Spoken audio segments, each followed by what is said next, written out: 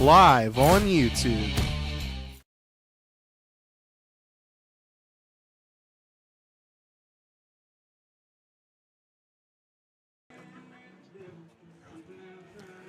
Okay, we're here at Dick Sparky Haller Field. This is Pete Wilson, and I'm with my buddy Dan Morrow, and we are just minutes away from Jackson Ironman baseball. We've got a Frontier Athletic Conference matchup tonight, as the Ironmen will be taking on the Hillsboro Indians. And Mr. Dan, it's good to finally get back to baseball after a Noah's Ark type rainstorm last weekend. I was going to say, I thought we were going to have to build an Ark Peak. That was tough on the fields. And once again, Sparky Haller Field looks very good after all the water we got the previous 5-6 days. They've done a fabulous job to get us ready to play tonight. Right, and of course, this was supposed to be an off night all the way around because of the rain and the postponements. Everything got shoved back a little bit. We'll review the schedule, but once again, we are just minutes away from this game. As a matter of fact, the players now getting ready for the playing of the national anthem.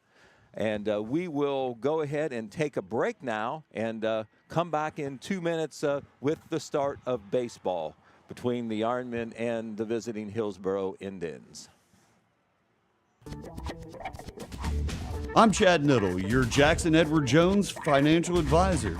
We're all about financial investments, but we also value the investments of time, patience, and encouragement our young athletes receive from their coaches, teachers, and mentors. That's why Chad Niddle and Edward Jones are a proud sponsor of Jackson Ironman Baseball. Give us a call at 740-286-4872 or visit edwardjones.com for all your investment needs. Edward Jones, Member Securities Investor Protection Corp.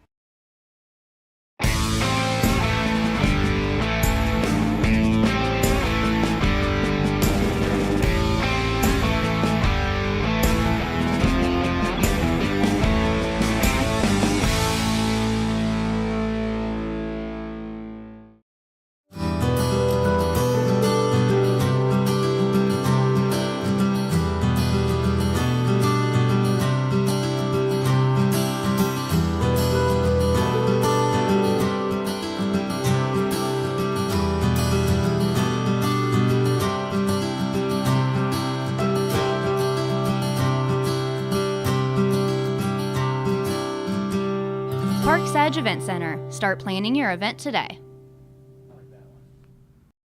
You've been watching Jackson High School Sports live on YouTube.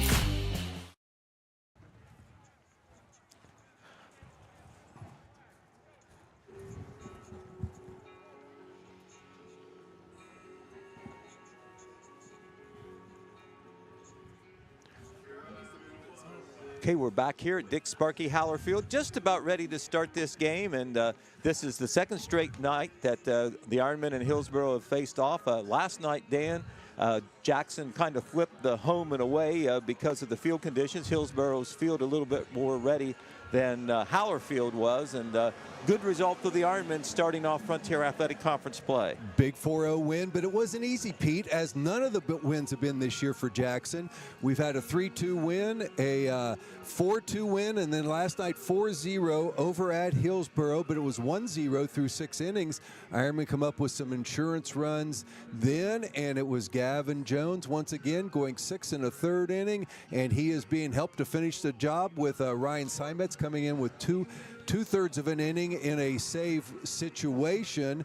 Ryan Simetz also had 3 hits in the contest, and so another win for Jackson. When you think about it, Pete, 10-0 last year in the FAC, so that's another win. We are now 1-0 this year in the FAC. We're going for straight win number 12 in a row tonight, and aspirations for this team is to win an FAC championship again. Obviously, to do that, as we like to mention, you've got to win the games here at Sparky Haller Field. Well, you definitely do, and this is Jackson's second home game. Third home game. They defeated Logan Elm in their opener 4-2. Defeated Unioto 3-2 in 8 innings. We covered that game. That was an outstanding game that came down to a game-winning hit by Ryan Simetz. Almost in the dark. Yeah, we were getting there. And then, of course, the Ironmen's first road game, defeating Hillsboro last night 4-0. These Indians, Dan, are 1-3 coming in. Kind of a young team, only 3 seniors, 10 juniors on the team. Second-year coach Ben Miller. when I ask him the prospects, he says, we just want to compete game in and game out. Well, we are ready to play ball, Pete. Jake Cornelli, the catcher, is up. He bats left-handed, and the first pitch from Tucker Williams, who is on the mound for the Ironmen, is down low, ball 1. We watched Tucker pitch a dandy that late inning, 8-inning win that we were able to get. Tucker did a great job in that contest. He and the Ryan Simets were the combination in that game to get a W. Pitch is hit out of play over to the left side. Count goes to 1 ball and 1 strike. Ironman's lineup and defensive alignment a little bit different tonight because of a couple starters who are normal starters who are not in the lineup. Noah Ernst is the catcher, as usual. Tucker Williams, of course, the pitcher. The pitch to Cornell is down low, ball 2. 2 balls and 1 strike. Gavin Jones is at first base. Jensen Green, who's played 3 different positions already, is at second base. Ryan Simons, of course, at short. Easton McGraw at third.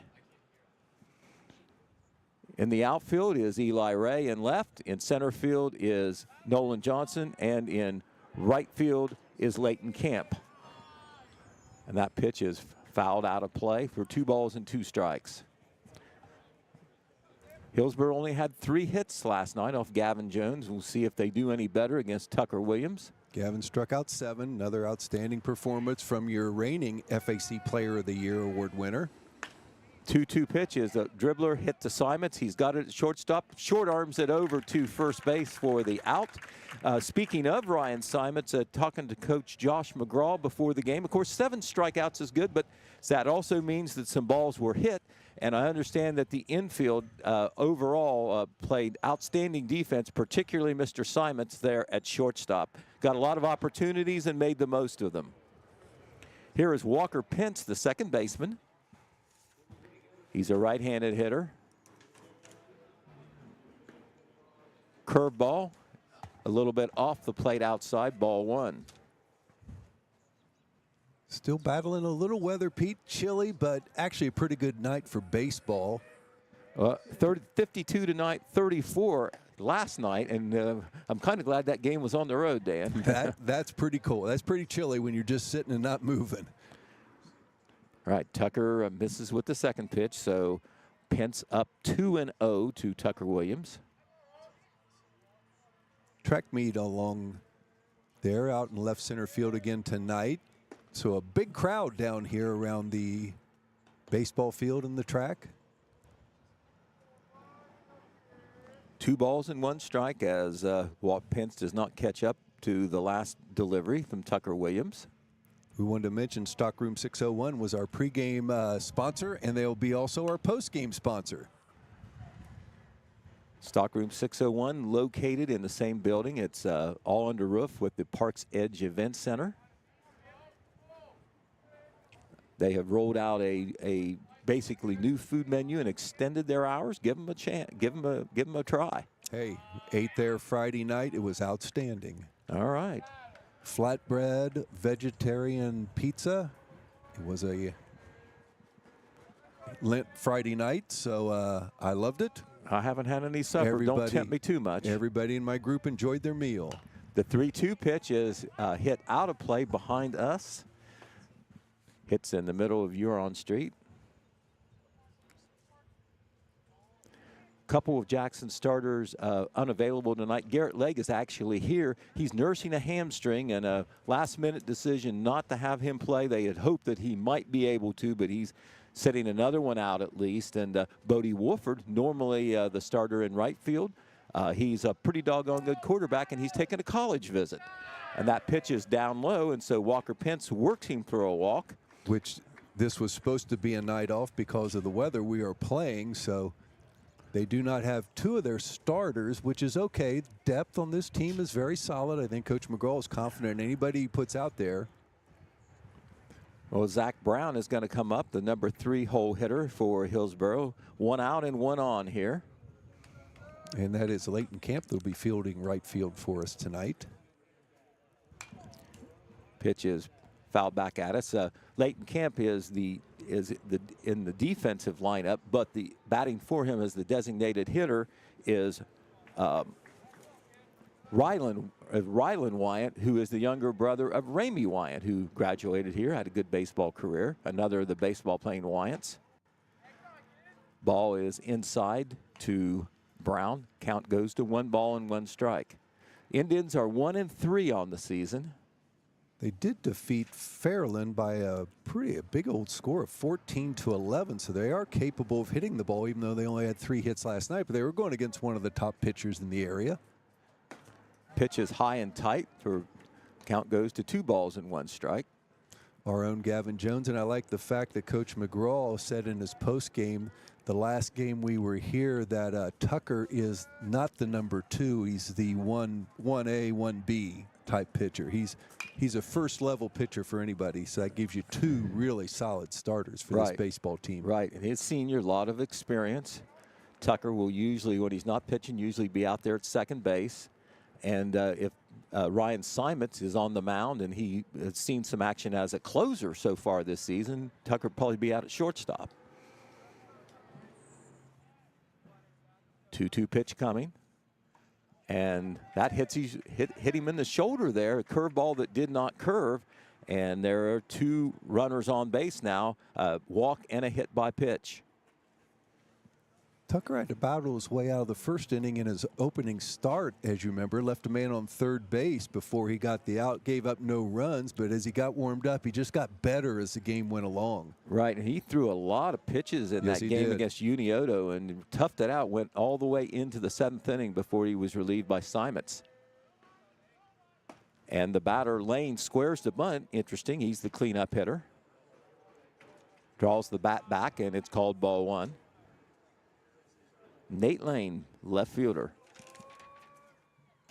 Good opportunity for Hillsboro on the road against the favored Ironmen. 2 runners on base, cleanup hitter up, 1 out, and a bunt attempt is missed for strike 1. 1 ball and 1 strike.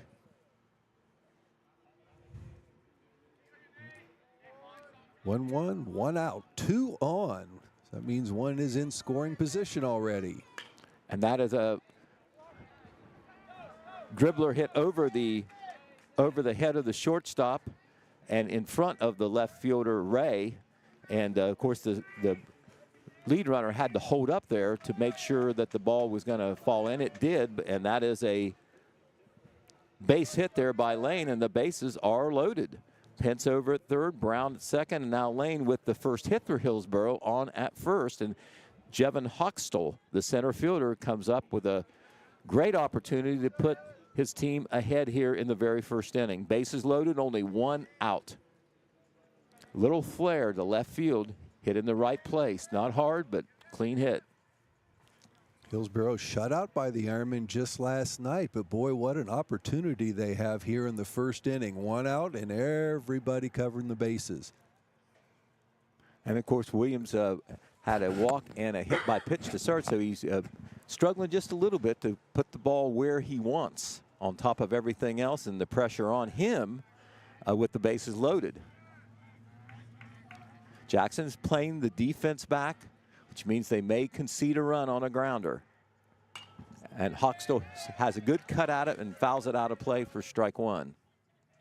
As we look ahead, the Jackson Ironmen will be playing at the VA tomorrow night. That's over in Chillicothe, of course, on the artificial turf. They will play the Fairland Dragons. That game was supposed to be here, but got shifted to the VA. Pitch, a called pitch. Strike over the inside corner. 7:30 first pitch allows people go over, have a bite to eat if you want to in Chillicothe. Watch that game. It'll be under the lights for a majority of it. That's right. We understand Fairland had bus trouble about maybe even getting here for the game on Thursday, but the later start in Chillicothe will allow that game to go on, just a different venue. Swing and a miss on a fastball, and that is a very big strikeout for Tucker Williams. That's out number 2, and everybody, all the base runners stay exactly where they are. Boy, he got that curve in there on the pitch before that to get 0-2 on the count, then threw the fastball right by him. Here is Gavin Greer, the right fielder for Hillsboro. Bases still loaded, 2 men out though. Pitch to Greer, nice fastball over the outside corner, strike 1. So Williams rallying back after giving up, the hit by pitch, the walk, and the single. Pitching from the stretch, of course. Another pitch fooled him a little bit, called strike 2. Second batter in a row. He's got the 0-2 lead on. This would be huge to get out of the inning. 0-2 pitch coming from Williams. He's in out. there, strike 3. So Williams battles back magnificently to avoid some first inning damage. No runs, 1 hit, no Jackson errors. The bases were left loaded at the end of the first half inning of play. It's the Hillsboro Indians 0. The Jackson Ironmen coming to bat. This is Jackson Ironmen Baseball on the Total Media Sports YouTube channel. Osborne Equipment Service. Is Ralph there? You sure you've got the right number? Is he there? Well, what's he look like? He's got white hair and spots. Is Ralph your dog? He's a Dalmatian. Why would he be here at Osborne Equipment Service? You always say you have something for everyone. We do, with service for trucks, trailers, buses, and RVs, and we're family owned and operated. Maybe you should look in your backyard for Ralph. I'll just call his cell phone. Your diesel specialist since 1979. Osborne Equipment Service in Jackson, Ohio. Call 800-937-3501. From breaking news to heartwarming stories, the Telegram is your ticket to the latest buzz in town. Read your daily dose of local headlines, sports, and entertainment and more, in hand and on paper. Get a print and digital subscription for only $7.95 per month. Delivered fresh every Wednesday and Saturday. Visit thetelegramnews.com or call 740-286-3023 today. Don't just read the news, be a part of it. You've been watching Jackson High School Sports live on YouTube. Here in the bottom half of the first inning, Hillsboro did not score in the first in spite of loading the bases with only 1 out. Tucker Williams gets 2 big clutch strikeouts to get out of trouble.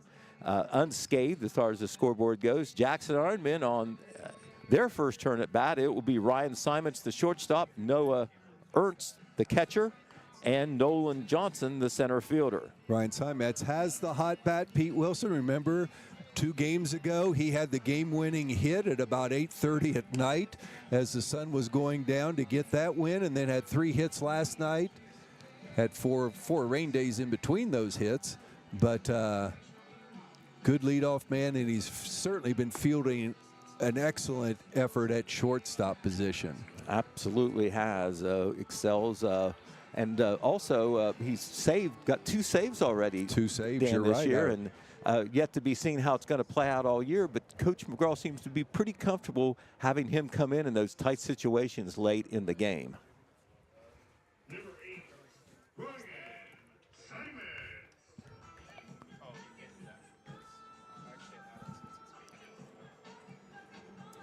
Simon stands in against the Hillsboro pitcher. That is Luke Holland. And there's a ground ball to the third baseman across the diamond, and he scoops it up. Nice play there by the first baseman. He had to take it on the short hop, and on first pitch swinging, grounding out is Ryan Simons. Fielded that right by third base, so he had the longest throw possible over to first. Got Ryan by about a half step. And this will bring up Noah Ernst, the catcher. Nice thing is, I think, Pete, is the fact Jackson 3-0 on the season, has won some very close games and really haven't got their bats exploding yet. No, and I think it's coming. Usually it takes a little bit of time for the hitting to catch up with the pitching. Pitch is outside there to Ernst, ball 1. Nolan Johnson on deck. Jackson will also play this Friday here against Reedsville Eastern. That game was supposed to have been last Friday, but that was after all that rainstorm hit, and Ernst turns on it. It's hit deep to left field. It is a foul ball. Just foul. Oh, had to wait gosh. and take a look there. It went over the fence, the big tall fence in left field, but about 3 feet foul from the pull out there. Boy, Noah turned on that one nicely. Yes, he did, and just went just a little bit to the left of the foul pole out there, or the foul line, rather. There is no foul pole to look at. Count to Ernst is 1 ball and 1 strike. Good fastball. Ernst fouls it back to the screen. 1-2. Coach was telling me, Dan, all that rain that we had, there was believe it or not, on Saturday, there was 1.5 feet of rain in the outfield against the fence. When that was, I knew the dirt was going to drain off nicely, but the outfield does get awfully soggy out there, and I was wondering how that would even be tonight, but certainly looks good, and I think they feel pretty good about it. He was telling me, I didn't go out and test it myself, it's a little soft in left field along the fence, but not muddy anymore. No standing water. The 2-2 pitch to Ernst. Hard ground ball hit left of Coach McGraw down there at third base. Let's be honest, Pete, they've dredged the creeks and different things that they've done, but we've seen this whole area underwater before. And the rain we had this last weekend would have put it there in the old days. Right. When it rains that much, I don't think there's anything you can do as far as flood control. Water has nowhere to go. Swing and a miss, took a little bit off that pitch, and Ernst is retired for the second out, and 2 up and 2 down, and Nolan Johnson, the center fielder, comes up.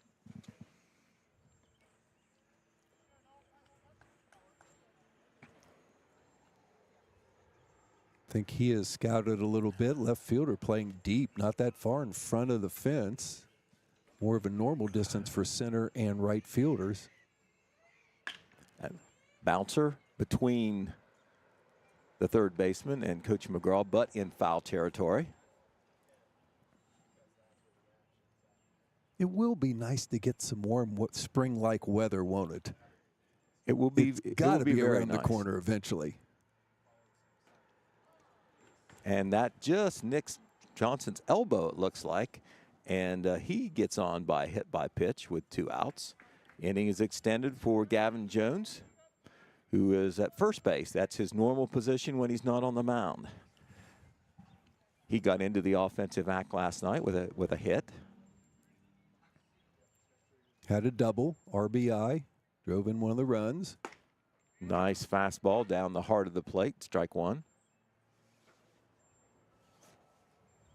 I know we say it a lot, but the reigning FAC Player of the Year, won it as a junior, would love to get back-to-backs. Called strike 2. And if he doesn't, just get one of the guys on our team. One of our other players can get it. Right. Well, Gavin so far this year, 13 innings plus, no runs scored on him so far. 17 strikeouts. Off to a really good start. Can't do any better than he's doing. Pitch is low and away. Johnson's running, and he's safe. Steals that base standing up. Puts himself in scoring position for Gavin Jones. Pitch a little bit low and outside, and Nolan had that one easy. All right, got a very good jump. Possibly a base hit away with Nolan's speed out there at second. We have watched Nolan run with some speed before. I believe he can, yeah. There's a line drive over the shortstop's head. That's going to split the outfielders. Nolan Johnson is going to score easily. And the Ironmen take the lead 1-0 on a solid single to left center field by Gavin Jones. And the stolen base turned out to be the difference maybe in scoring in this inning. Another RBI for Gavin. Boy, he turned that was a rope. Hit it hard to left center field. Gavin now on first base. Still 2 outs. Tucker up. Tucker Williams, the pitcher.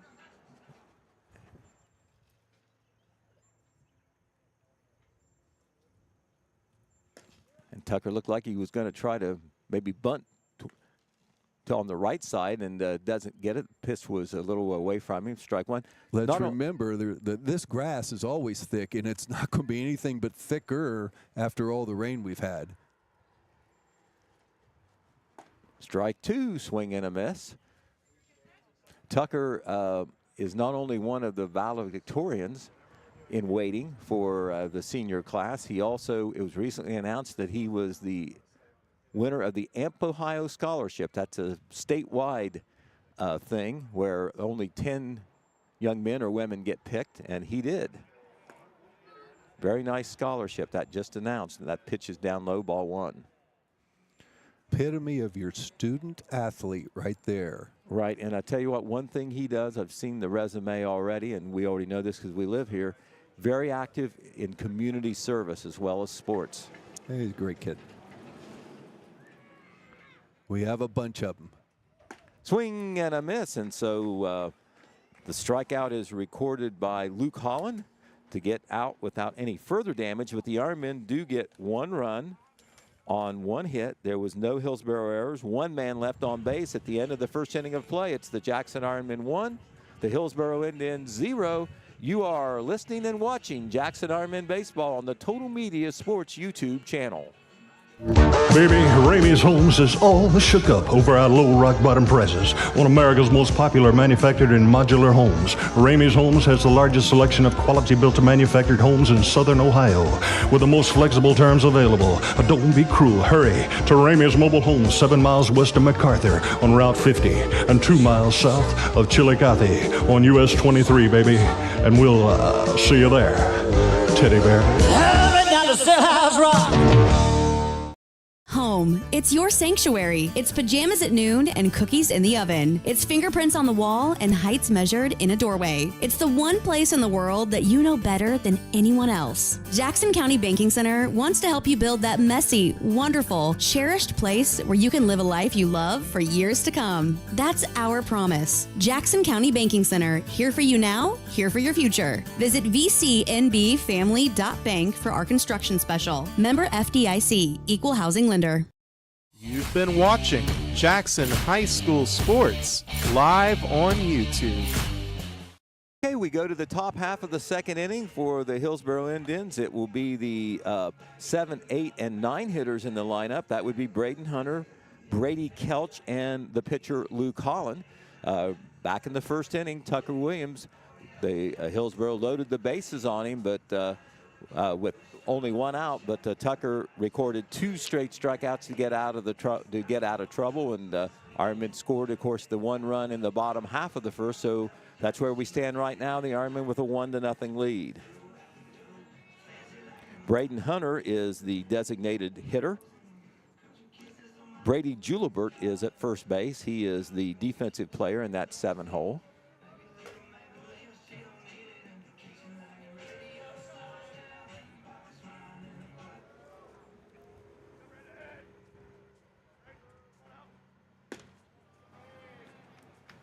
Pitch just a little bit off the outside edge for ball 1. You can probably hear the music in the background. You know, the press box been improved a little bit this year. All the mass improvements last year. Sparky Haller Field, something we can be very proud of. Absolutely. They always seem to be doing something to make the place a little nicer to whether you're a fan or a player. You know, so much of that falls on the coaches for field and keeping the field updated, but boy, do we watch the kids in the post-game, Pete, when you're usually talking with Coach McGraw. They're out there working hard. It's a day-by-day basis to keep this field in near perfect shape. Yep, just doesn't happen. The count to Braden Hunter is 2 balls and 1 strike. Of course, our games this year are on the Total Media Sports YouTube channel. Get the word out if you're watching and listening to this game. Let other fans know who may not realize our change. We streamed last year, but we did it in tandem or in concert with the radio. Not on the radio this year, but really don't need to be when we're streaming and we get the views that we are. And that's a hit in front of the plate, but it's going to stay foul. So the count goes to 3 balls and 2 strikes now to Brady. I know you've heard it also, but I've heard so many comments about how impressive the view is, the camera from out in center field, what a view you look when you look right over the pitcher's shoulder, the other view coming right from behind home plate. Oh, it's very nice. Production is outstanding. Oh, keep moving forward on that side. The 3-2 pitch is fouled out of play as Hunter stays alive. We'll talk about it as the night goes, Pete. Our girls softball team lost a heartbreaker last night to go 8-1 on this season. 8 wins in a row, and then last night, so close. That has hit in the air, and looks like the second baseman Green is Gentian backs up backpedaling and able to get it for the first out of the inning. Yes, that's right, Dan. Jackson 8-0 in softball, and they were playing the defending FAC champs Hillsboro, so that was a big confrontation. And I tell you what, the game lived up to its hype. Unfortunately, the Iron Ladies did lose their first game, but what a game.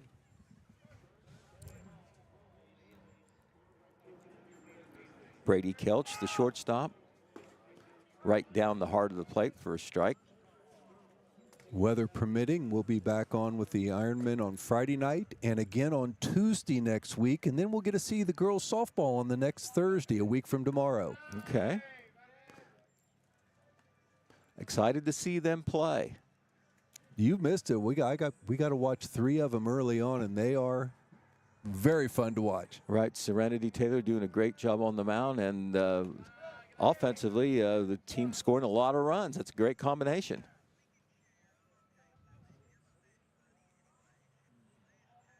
Count to Kelch is 1 ball and 1 strike.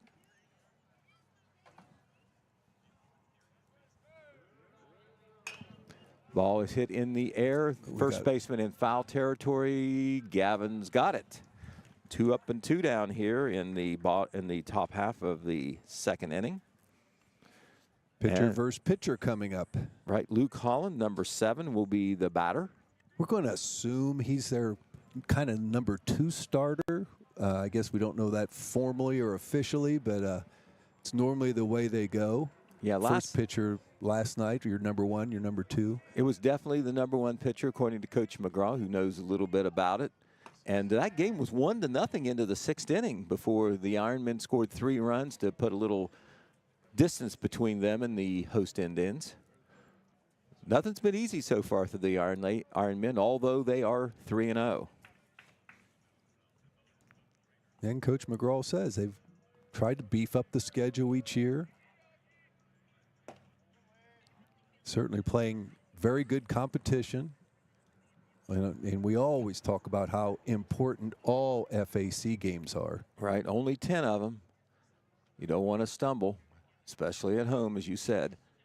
That pitch is called strike. Looked like Holland tried to hold up. I don't think he did, but it might have been a strike anyway. 2 balls and 1 strike.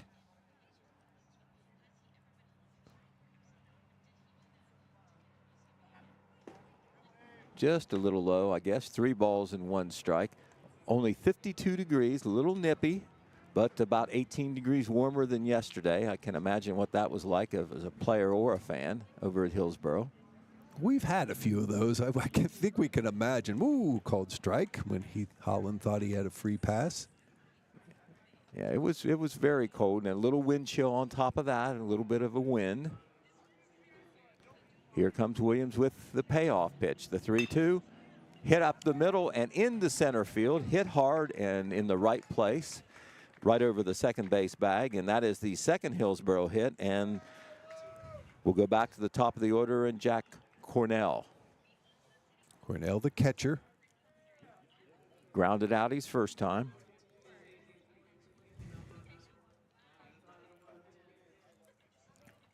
Hillsboro and Jackson having the same school colors, red and white. So a lot of that out there. Jackson in their all-white uniforms. I guess I'm doing radio, Pete. They can see that, can't they? Right, a lot of red on red when the Ironmen and Hillsboro get together. Yes, there is.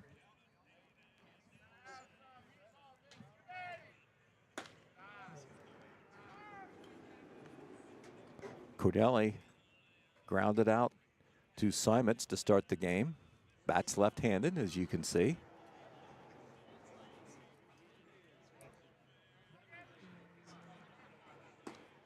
Just off the plate for ball 2.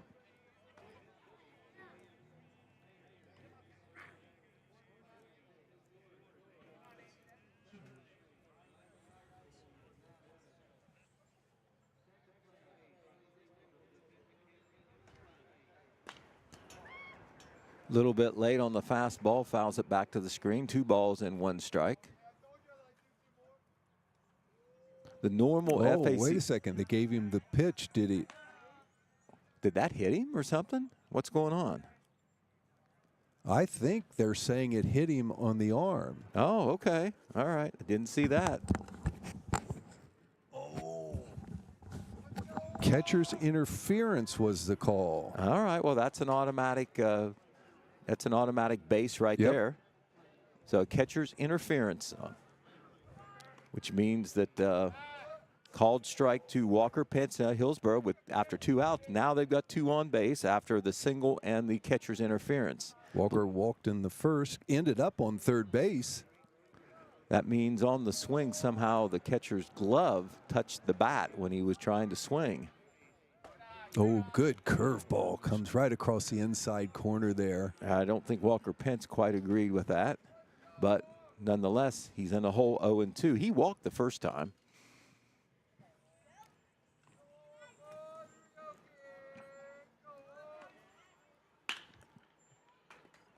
Low liner, no, a bounce. I guess it hit the ground there, but Ryan Simons had to throw over to first base, picked it off the ground there, and throws it over there successfully to first base to get out of the inning. And Hillsboro, once again, strands runners, but no danger through the Ironmen. In the inning for Hillsboro, no runs, 1 hit. There was 1 Jackson error, 2 runners left on base. In the middle of the second, it's still the Ironmen 1, the Hillsboro Indians 0. This is Jackson Ironmen Baseball on the Total Media Sports YouTube channel. Home, it's your sanctuary. It's pajamas at noon and cookies in the oven. It's fingerprints on the wall and heights measured in a doorway. It's the one place in the world that you know better than anyone else. Vinton County National Bank wants to help you build that messy, wonderful, cherished place where you can live a life you love for years to come. That's our promise. VCNB, here for you now, here for your future. Visit vcnbfamily.bank for our construction special. Member FDIC, Equal Housing Lender.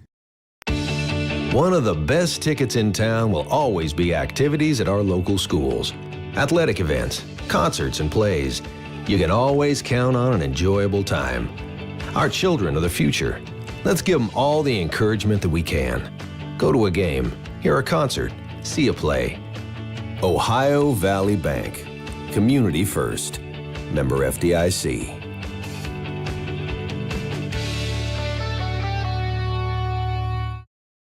You've been watching Jackson High School Sports live on YouTube. We go back to the bottom half of the second inning now. Jackson will send its 6, 7, and 8 hitters up. That means it'll be Jensen Green, the second baseman, Rylan Wyant, the designated hitter, and Easton McGraw, the third baseman. If anything happens, Eli Ray, the left fielder, may get a chance. Ironman did score 1 run in the first inning on an RBI single by Gavin Jones. That hit came after, with 2 outs, Nolan Johnson was hit by a pitch and then stole second base. So the stolen base definitely paid off there for the Ironmen in that scoring inning. Pete, remember Jensen Green's defensive play in the Unio to win the other night? The running over his shoulder catch into short right field. What a big play that was at that part of the game. Right, Coach McGraw says he feels comfortable using Jensen at several different positions. Getting a chance to swing the bat now from the left-hand side. I believe Jensen also can catch.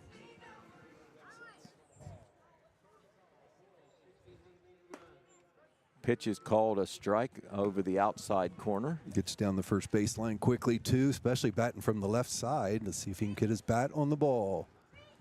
1-0, the Ironmen lead.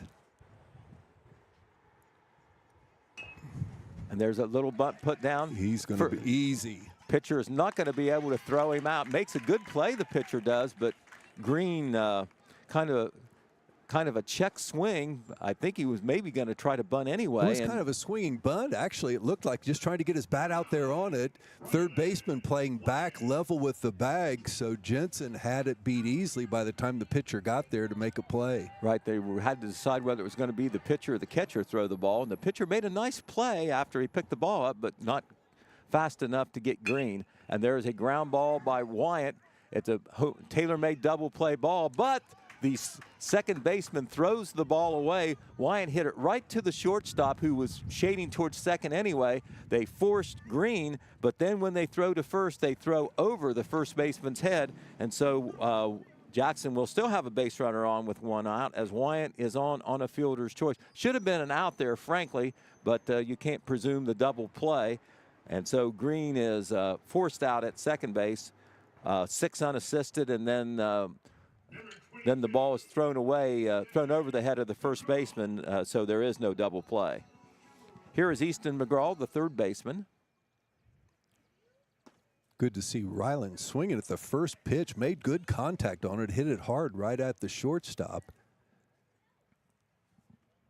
Younger brother of Ramey Wyant, who was a starter in Letterman.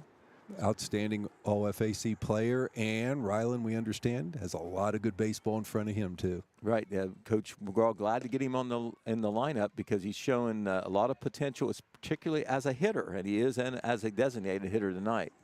Count, by the way, to Easton McGraw now is 1 ball and 1 strike. Like Tucker Williams, like Nolan Johnson, he will be one of the valedictorians of the Jackson High School class of 2025. That ball is fouled out of play. 1 ball and 2 strikes now to Easton McGraw. Yes, he is the son of head coach Josh McGraw and the younger brother of former Ironman Caleb McGraw. Caleb was my broadcast partner a couple years ago, Pete, when you couldn't be here one day. I remember. Did a great job. I remember Caleb doing that. Knows a little baseball. Wonder where he gets that from. It's in the genes. Ooh. There's a ground ball back to the pitcher. And he went over to first base, got the easy out. The first baseman was able to throw to second. That wasn't a force out down there, and sliding in safely is Wyant. So 2 balls that might have been double play balls. Hillsboro settles for only 1 out. A surprise, maybe the pitcher didn't go to second there on that, Dan. Sometimes it's just reaction, Pete, and go for the sure out, but we got a runner in scoring position. Eli Ray, our left fielder tonight, normally right field, left field tonight, getting an opportunity here. Eli Ray in a opportunity for a possible RBI as Ryland Wyant is on at second base in scoring position with 2 outs. Eli's been 2 years a starting cornerback for the Jackson football program. If he can get his bat on the ball, one of the better athletes in the school. His athletic ability is off the charts. Right, number 23, getting the chance to play left field and get a start tonight when just before the game it was decided that Garrett Legg wasn't quite ready to go. Garrett, of course, a senior, highly counted on by Coach Josh McGraw, but nursing a hamstring, and they held him out. Foul tip on that swing. 1 ball, 2 strikes. We have a runner on second. There are 2 outs. Jackson has the 1-0 lead.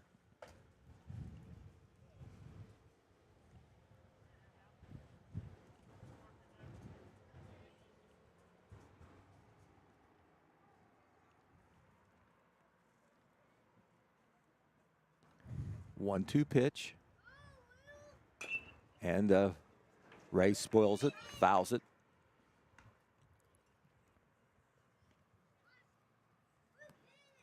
I'm going to put the bat on the ball this inning, but all in the infield.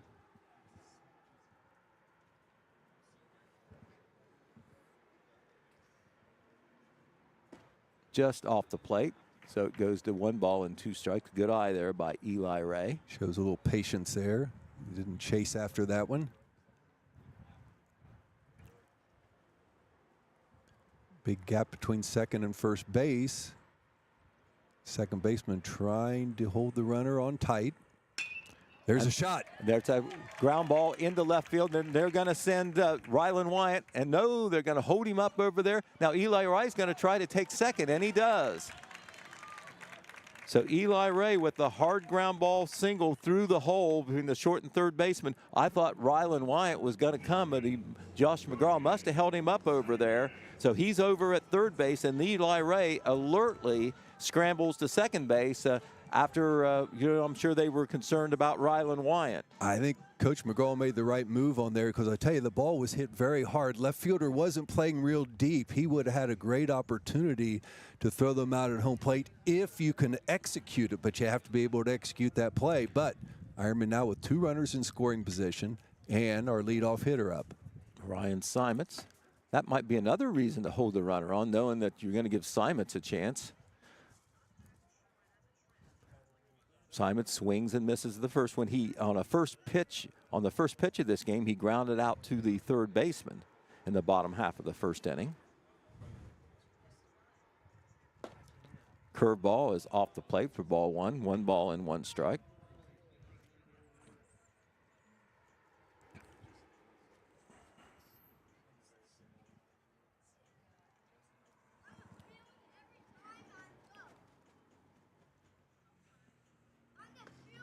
Curveball again, outside, ball 2. 2 balls and 1 strike. Catcher lost track of the baseball. It was right underneath his feet. That's why we saw Ryan jump back out of the box just in case runners were moving, but it didn't get back to the backstop. Little conference going on between the third baseman, the catcher, and the pitcher.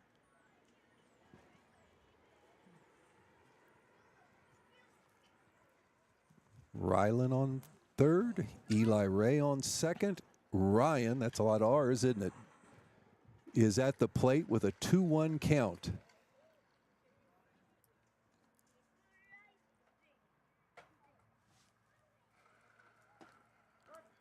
Pitch over the letters called strike 2. 2 balls and 2 strikes.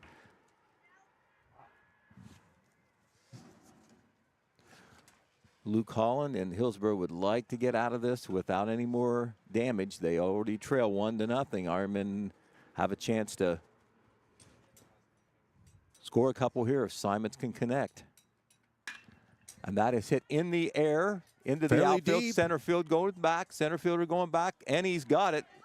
That ball carried, Dan. Yes, it did. That shows you Ryan's strength, but center fielder chased it all the way back near fence. Got a good jump on it, and then still had to reach up over his head to be able to snare that ball. But in the inning for the Ironmen, there was no runs. There was 2 base hits. There was no Hillsboro errors. There was 2 runners left on base at the end of 2 innings of play. It's the Jackson Ironmen 1, the Hillsboro Indians nothing. You're listening to Jackson Ironman Baseball on the Total Media Sports YouTube channel. From breaking news to heartwarming stories, a telegram is your ticket to the latest buzz in town. Read your daily dose of local headlines, sports, and entertainment and more in hand and on paper. Get a print and digital subscription for only $7.95 per month. Delivered fresh every Wednesday and Saturday. Visit thetelegramnews.com or call 740-286-3023 today. Don't just read the news, be a part of it. Southeast Appalachian Regional Community Health of Ohio is proud to present The Search Project. The Search Project through the Jackson County Health Department is a program designed to decrease the negative impacts of COVID-19 and other public health issues and promote healthy behaviors through the deployment of community health work. The project is funded by CDC and serves 11 counties in southeastern Ohio. For more information, contact the Jackson County Health Department at 740-935-6322. You've been watching Jackson High School Sports live on YouTube. Top of the 3rd inning here at Sparky Howler Field. A brisk, chilly Wednesday evening game. Kind of a it's a makeup as we had to change things around. Ironmen were going to be at Hillsboro on Monday night. Field conditions weren't going to allow that, so they changed it around. They were at Hillsboro last night, came away with a 4-0 win. Now we host Hillsboro tonight. We happen to stand with a lead of 1-0 going into the top of the 3rd inning. Zach Brown, the first baseman, will be the first up. He was hit by a pitch his first time up. Tucker Williams going into the 3rd inning. Hillsboro has left 5 runners on base, Pete Wilson, through 2 innings, but Tucker not letting any runs in yet. Have to be frustrating for the Indians knowing that they're the underdog in this game and they've had chances early to score but have not been able to do so. 2 hits, a walk, a hit by a pitch, but no runs. Tucker did a good job against in that game against Unioto, straining runners. Some people got on, but not very many of them scored. There's a strike, 1-1 the count. Zach Brown, Nate Lane, and Jevon Hostel, the center fielder. Nate Lane has one of their 2 hits. He's on deck. Zach Brown, the 1-1. And there's a line drive to left center field, and it's going to find the gap and maybe make the fence. Nope. Nolan Johnson chases it down and throws it back into Ryan Simets, but not until Zach Brown gets all the way to second base for the 3rd inning in a row.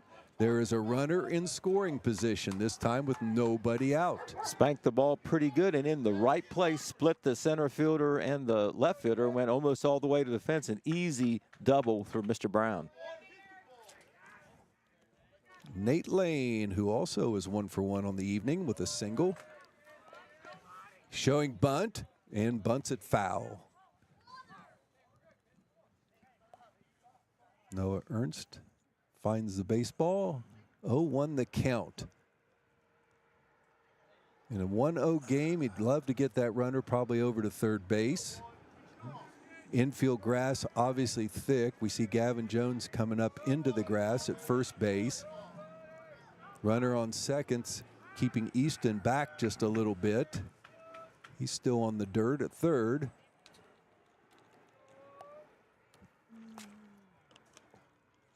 Tucker not scared to throw behind a runner to try to pick one off. Gavin Jones did that in the season opener this year. Noah Ernst is going to head out and talk things over with Tucker. So the batter, Nate Lane, will take a chance to run down and talk to the coach. Third base coach for Hillsboro.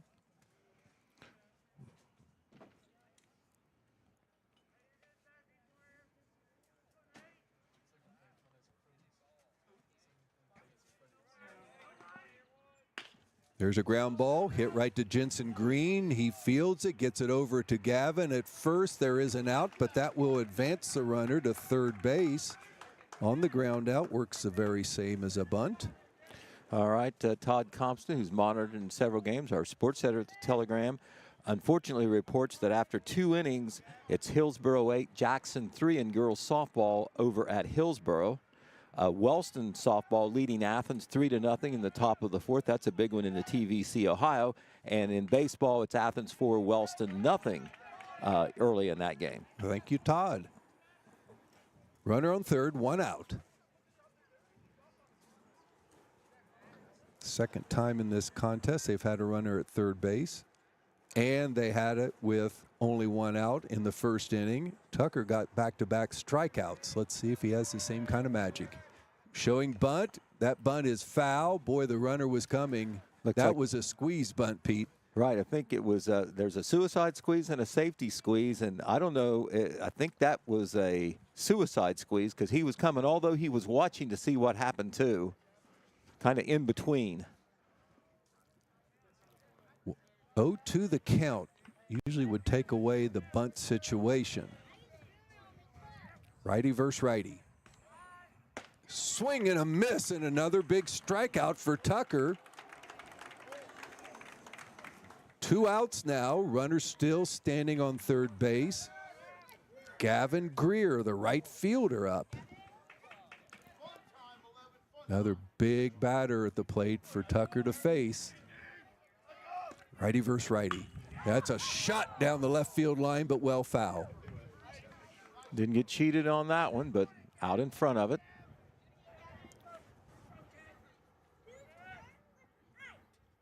Oh, and 1 the count. 1 on third base, 2 outs. There's a curveball, hit foul, grounded foul. 0-2 the count. Tucker gets ahead. Gavin Greer was called out on strikes in his first time up.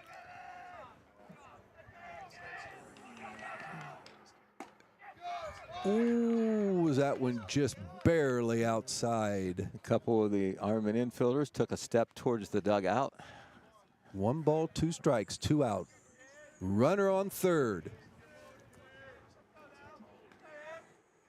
Swing and a miss.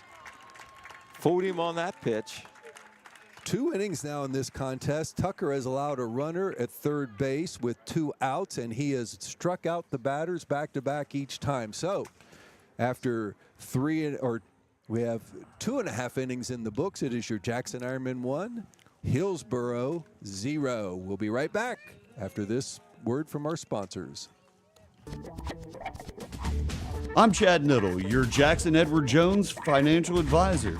We're all about financial investments, but we also value the investments of time, patience, and encouragement our young athletes receive from their coaches, teachers, and mentors. That's why Chad Niddle and Edward Jones are a proud sponsor of Jackson Ironman Baseball. Give us a call at 740-286-4872 or visit edwardjones.com for all your investment needs. Edward Jones, Member Securities Investor Protection Corp. Our family works hard so we can serve your family. That's the motto at Ramey's Used Cars, which is located 7 miles west of MacArthur on US Route 50 next to Ramey's Homes. Ramey's has been providing quality pre-owned vehicles since 1970, and Ramey's also has a high-quality parts department. Give Ramey's Automotive a call today at 596-4694, and don't forget to check out John's weekly specials. Just look for the signs and the vehicles in the front of the lot. You've been watching Jackson High School Sports live on YouTube. Quick moving game, bottom of the third inning. It is a 1-0 contest with the Ironmen ahead. And actually, there's been a lot of base runners in this one tonight, Pete Wilson, but pitching has been pretty clutch. They've gotten the outs when they've needed them. 5 base runners stranded by Hillsboro, 3 by Jackson. The only run to score, the Ironmen scored in the bottom half of the first inning on a hit by pitch by Johnson, a stolen base by Nolan Johnson, and then a big RBI single by Gavin Jones. That's all we've had so far on the scoreboard. Noah Ernst will lead it off for the Ironmen in the bottom of the third. There's a ground ball hit hard down the third base line, but foul. Noah just missed a home run by about 4 feet, it looked like. He hit it over the left field fence there, but just foul in his first time at the plate. Then he ended up striking out. See if we can get our leadoff hitter on. Noah will normally put that bat on the ball, and there's a shot to left center field. No, the center fielder's back, and he can't get to that one. It lands at the base of the fence. Noah should be able to coast into second base. He does with a leadoff double. Hit that one on the nose, Pete. Right, he did. The center fielder was well positioned, but it was just a line drive over his head. And Noah Ernst this time connects on one of those mighty swings of his, and a good start to the bottom of the third for the Ironmen as they hope to add to this 1-0 lead. Nolan Johnson took one for the team in that first inning, hit by a pitch, got the stolen base, and then came home on the single by Gavin Jones. He now is up, nobody out, runner on second base.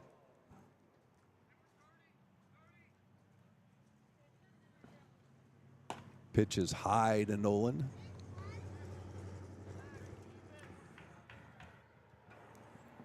Active day down here at Jackson High School field as we have a track meet on the track, obviously. We look at that over the left center field fence.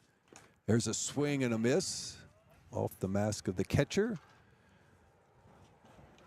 And in Jackson Ironman baseball, Jackson Iron Lady softball at Hillsboro tonight, and not off to a great start. We'll hope Todd Compson can maybe give us a better update on that one. I think they were down 8-3. Did you say, Pete? Right, and that was only after 2, so it is a long way to go yet in that one. Probably two of the top teams in the FAC facing off early in the season in softball. That's the way it's shaping up. Ooh, there's a bunt, but it's foul. That'll be a 1-ball, 2-strike count on Nolan. Tried to bunt that one. It was up about eye level. It was hard to get that one in fair territory.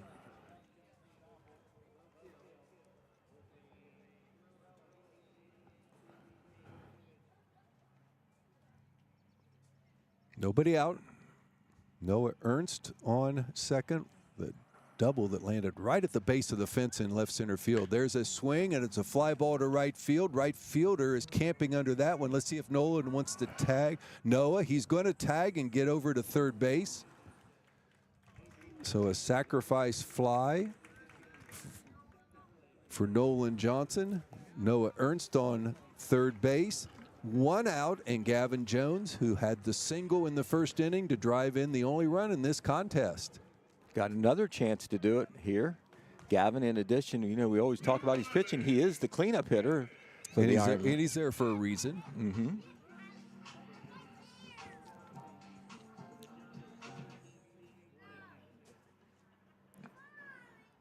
First pitch is right across the letters on the inside part of the plate called strike. Ironman trying to add to a 1-0 lead. That pitch is down low. Catcher kept that one in front of him. Noah Ernst, the runner at third base.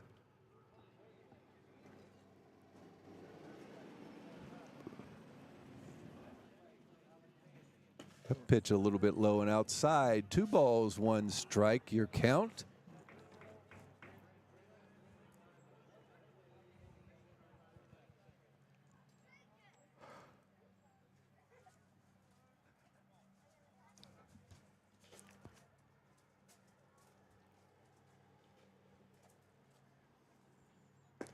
Pitch to Gavin, a little bit low and inside.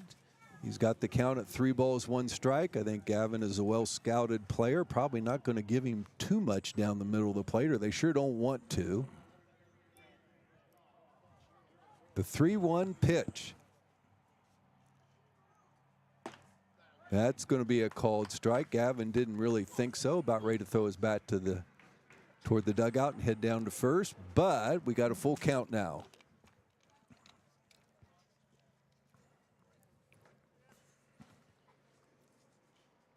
There is a shot to right center field. I don't think anybody's going to get to that one. They do not. It goes to the fence. Gavin will coast in for a double. And he gets his second hit of the contest, gets his second RBI of the contest, and the Ironmen now have a 2-0 lead. Ironman didn't get cheated on any of those doubles and put them back, not back to back, but put them together there in the same inning, and it leads to a run, 2-0. And Hillsboro coach coming out for a powwow here. We'll see if there's a change here. I don't think there will be this early in the game.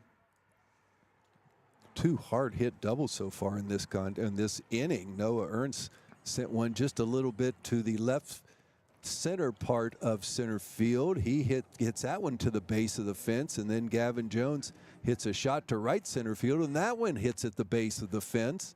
Ironmen have the 2-0 lead, still only 1 out. Gavin Jones on second base. Pitcher Tucker Williams can help his cause. Runner in scoring position.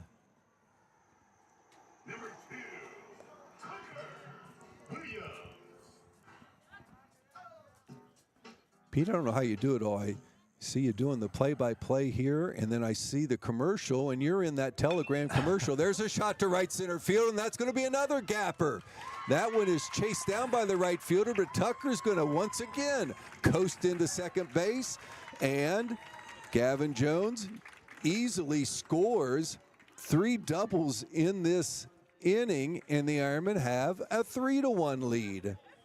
Double, sacrifice fly, double, double. Great start here in the bottom of the 3rd inning for Jackson.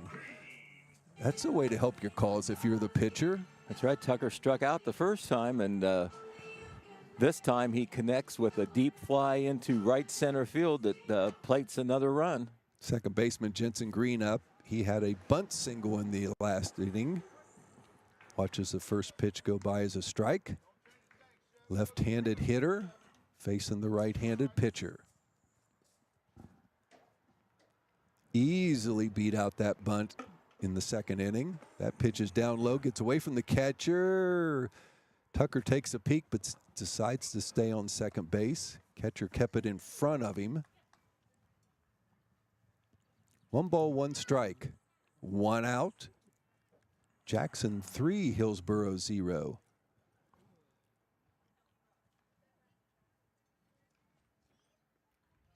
The 1-1 to Jensen Green, second baseman tonight. And that's way inside, gets back to the screen, and Tucker can coast down to third base on the wild pitch. And Jensen now is ahead in the count, 2 balls, 1 strike. Runner on third, he has an opportunity here. Rylan Wyatt, the DH, is on deck.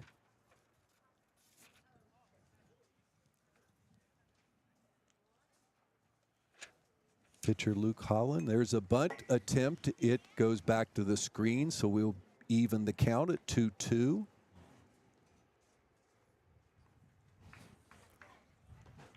Rylan Holland pitching pretty solid, but boy, he's given up 3 doubles here in the bottom of the 3rd inning, and each one of them hit very hard and in the gaps.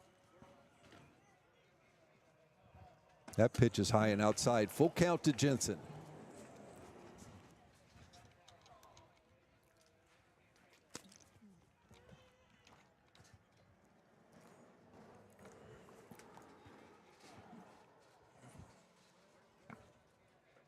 Pitch, and there's a hard hit ball to the second baseman. That'll get a run in. And no, the second baseman doesn't field it cleanly. It will be an error. Jensen beats it out. So an error by the second baseman gets Jensen Green on first base. Tucker Williams scores the Ironman 3rd run this inning, 4th run overall. All right, I'm going to say Jensen Green on with an error, but I'm giving him an RBI because I believe that Tucker Williams would have scored. I agree totally. Rylan Wyant, the DH, he was on with a fielder's choice, got all the way over to 3rd base. That was in the 2nd inning. First pitch to him is high and outside, a ball. Still only 1 out. Ironmen have scored 3 in the inning. 4-0 is your score, the exact score of last night's win at Hillsboro. 1-1 the count. 1 out. Good speed on first base and Jensen Green. He is running. That ball is fouled back, left field side. Jensen had a good jump. I think he would have had a stolen base there easily. 1 ball, 2 strikes. Rylan hit it hard his first time up at the plate, but it was at the shortstop. There's another hard hit ball to left field. Left fielder's going to get under that one, make the catch, and Jensen will have to get back to first base. You're right, Pete. So far, seeing Rylan bat 2 times, he gets his bat on the ball. Right. He's just a sophomore, working for playing time on this veteran Jackson High School team. 6 seniors, and they all play a pretty big role on the team, or Yes, at least that's the way it's shaping up. Easton McGraw's up, grounded out his first time up. Jensen Green still over there at first base. 2 outs finally.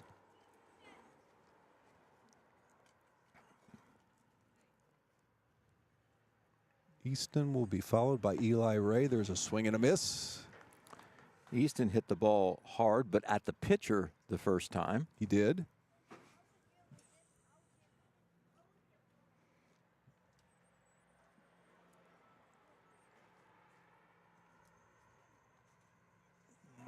Uh-oh, Jensen is going to be caught maybe in a rundown. He's going back. He gets back in time. Looked like he was on the run. Pitcher saw that, threw to the shortstop at second. Jensen was able to come from about halfway between first and second, dives back into first base.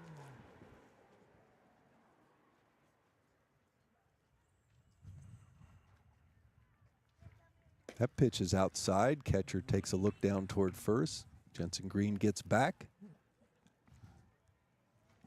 1 ball, 1 strike, 2 outs, runner on first.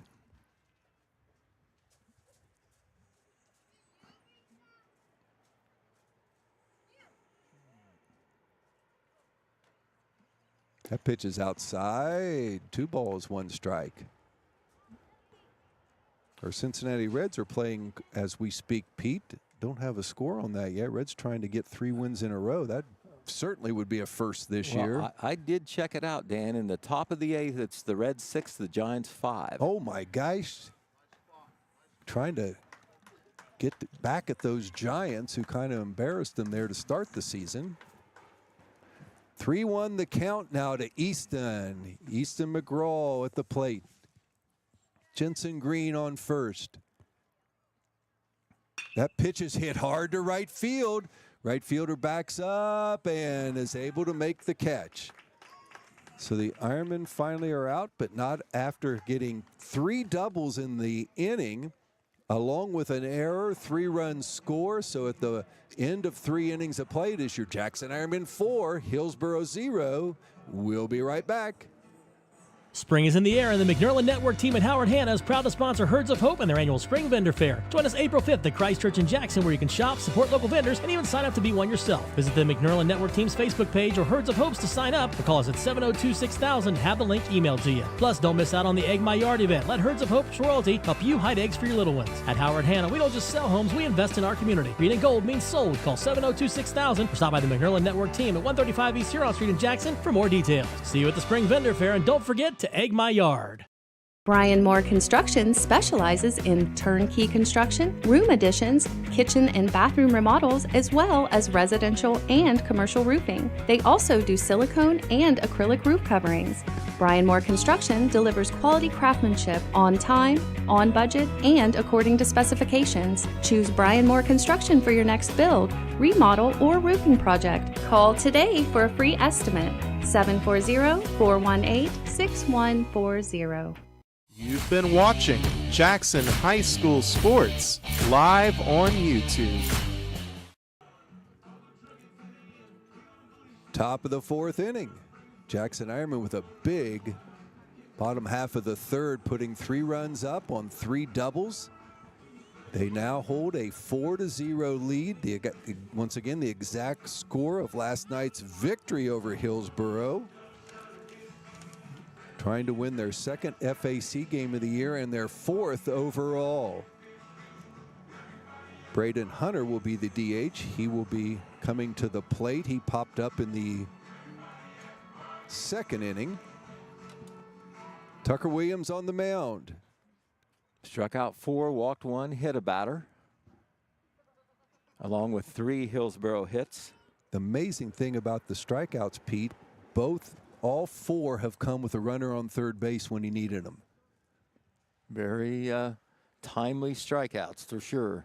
First pitch was a swing and a miss. Here comes the 2nd one, and that's a curveball right over the plate. 0-2, quickly out in front of this leadoff hitter. Pete, I'm going to put pressure on you. You did the first 2 innings. I'm going to do the 2 middle ones there. I've gotten 3 runs in for the Ironman. You only have had 1. I know. Well, who's counting, right? I know you are. You are. I am at the moment, yes. 1 ball, 2 strike to Tucker. Here he comes with it. That's a little bit outside. 2-2 the count.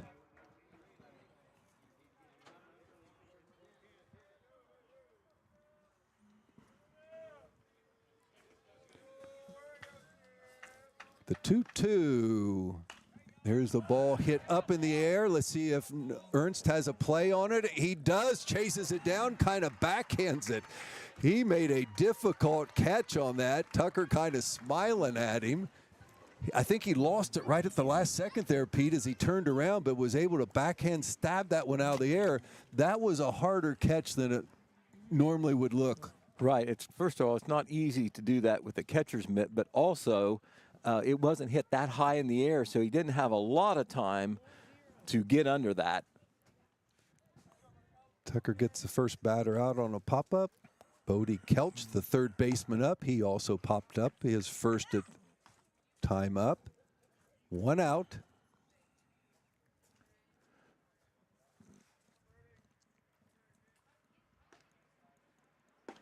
Pitch is going to be a called strike.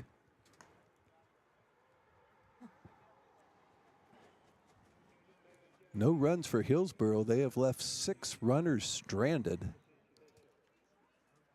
There's a curveball for another called strike. 1 ball, 2 strikes.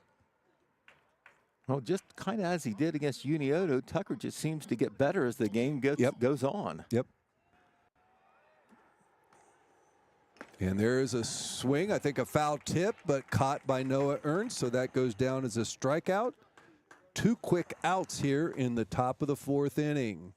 5 strikeouts now for Tucker. Luke Holland, including 3 of the last 4 batters. The opposition's pitcher coming to the plate. He had a single in his time at the plate. Right-handed hitter, and that one's just inside by Tucker. Boy, so far Coach McGraw has to be pleased with the number of innings his starters have got for him. They've either pitched a complete game or gotten into the 7th inning. There's a ground ball to Ryan Simeds, a throw over, easy ground out, 1 up or 3 up, 3 down in the top of the 4th inning. So after 3.5 innings of play, it is your Jackson Ironman 4, Hillsboro coming to the plate. Pay attention to our sponsors. Great commercials coming right at you. From breaking news to heartwarming stories, a telegram is your ticket to the latest buzz in town.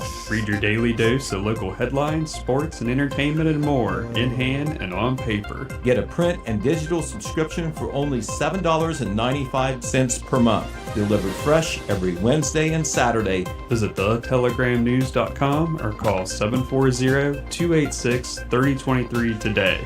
Don't just read the news, be a part of it. I'm Chad Niddle, your Jackson Edward Jones financial advisor.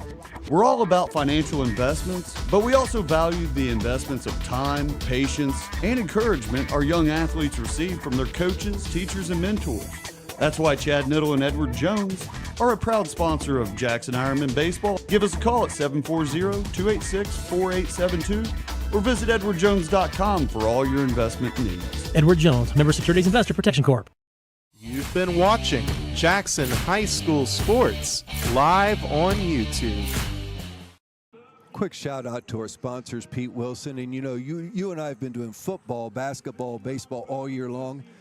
Boy, the same people just keep stepping up, don't they, to sponsor these programs for our high school kids. Right, and you know, everybody, all the businesses obviously need to promote themselves and advertise, but I sincerely believe that a lot of our sponsors just want to support the kids. Absolutely. Here we go, bottom of the 4th inning.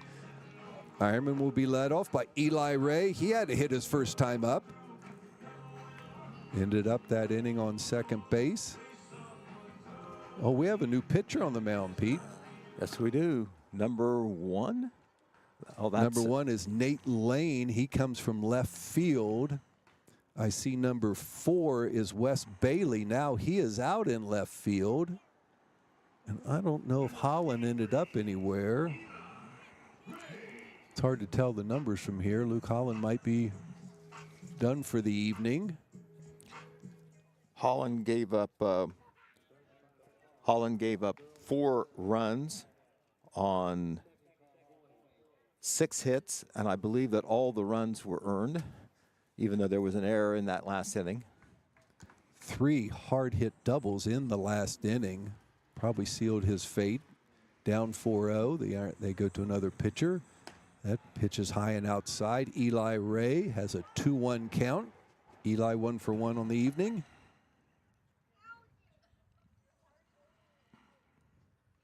There's a swing and a miss. 2-2.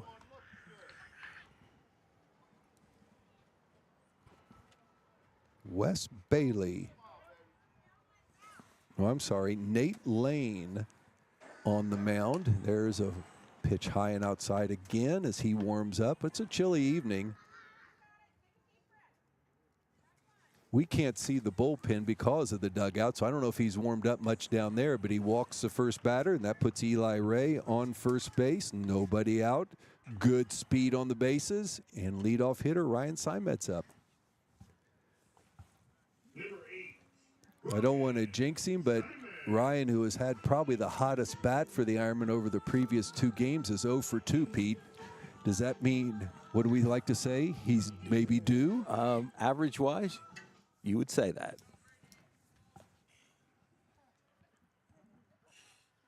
That pitch is out. Oh, called strike. I shouldn't try to umpire from up here. 0-1 the count. Good speed on first base in Eli Ray, and there is a lollipop curveball that stays outside of the strike zone.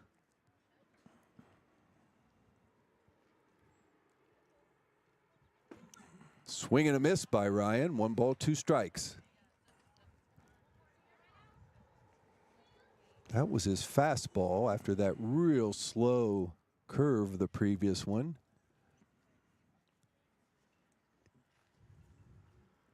There's a shot to right field, a base hit by Ryan Simets. We called it. He was due, and he stuck his bat out there and hit a line drive to right field.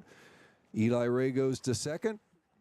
Simets on first. First two batters on for Noah Ernst. Two hit a shot in the third inning. Started us off in that 3-run inning with a double to left center field. Scored a run.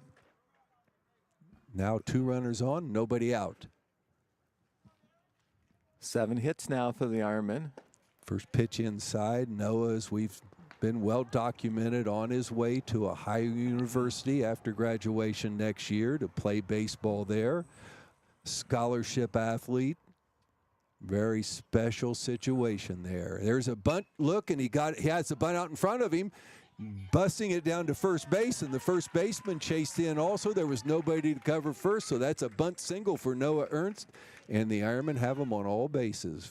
Right, the first baseman was off the bag there and could not get back in time, and Noah's going to get a hit off of it, a successful bunt to be sure, and the Ironmen have got the bases loaded and nobody out and already up 4-0. Nolan Johnson up, they're loaded.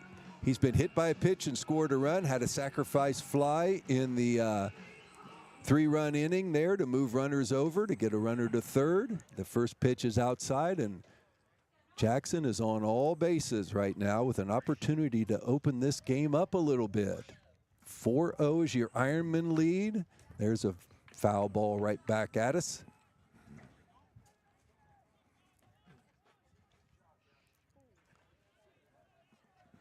Yeah, the first baseman charging in there after that bunt, Pete, I think he actually slipped. There's a shot to left center field by Nolan. Deep into their center fielder, chases it down. 2 runs are going to score. Throw back into the infield. That's a double for Nolan. Drives in 2 runs, and the Ironmen have upped this lead to 6-0. 2 RBIs for our center fielder. Eli Ray scores a run. Ryan Simets comes in to score. 6-0 is the Ironman lead. Runners on second and third. And how many outs, Pete? None. Gavin, double and a single. 2 runs batted in. Second straight night of baseball for Hillsboro. They're into their second pitcher tonight, so you start getting in to see what kind of depth their pitching staff has. A quick 2-0 count to Gavin. Gavin is 2 for 2. 2 RBIs, has a double, has scored a run. That pitch just inside. It's a quick 3-0. First base is open.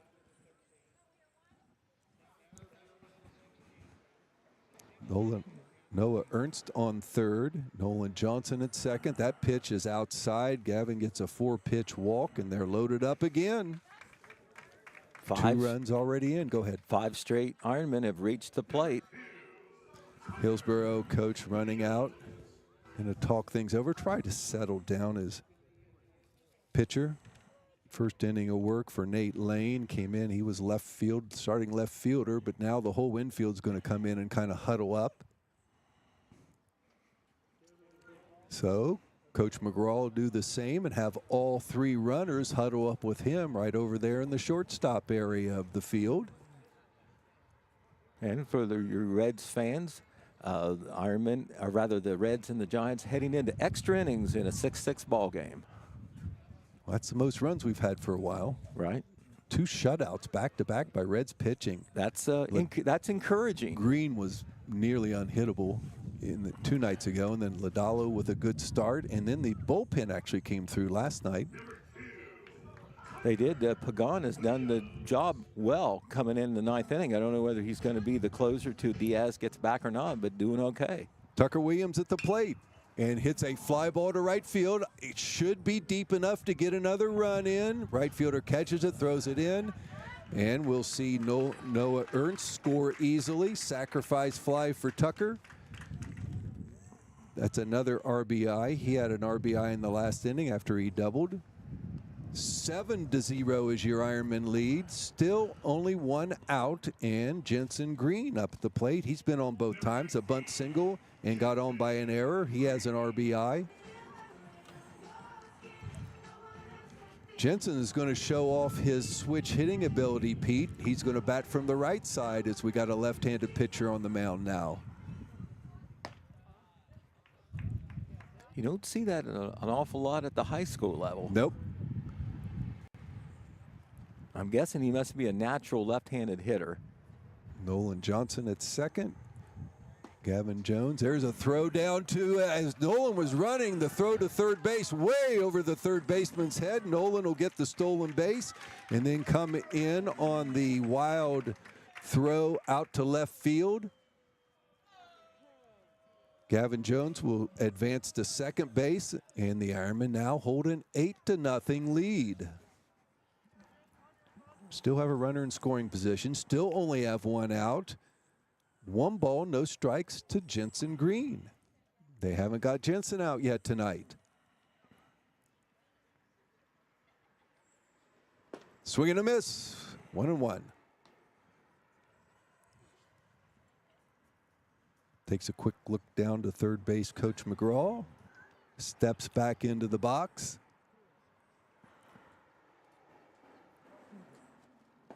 Another swing and a miss, 1 ball, 2 strikes. Pete, I hate to tell you now, I've scored 7 runs doing the play-by-play to your 1. Okay. Well, I haven't. Not that we're counting. I haven't given up any. Not that we're counting. There's a shot to left field. That's going to drop in there. Let's see if Gavin, he's going to turn the corner. The throw's going to come home, but Gavin's going to stay upright and score the 9th run of the inning. Jensen Green gets a single. Another RBI. Gavin scores his 2nd run of the contest. The Ironmen now with 5 runs here in this inning and have upped the lead to 9-0. And we'll have another meeting at the mound, and I think this time the coach will have to make a change. He takes the baseball out of the hands of Nate Lane. Lane's only out this inning was a sacrifice fly. He's given up 4 hits, 2 walks, 5 runs have scored.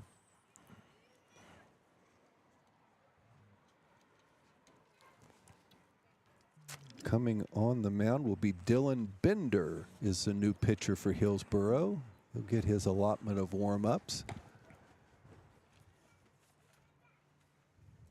Ironman trying to advance to 4-0 early on in this season.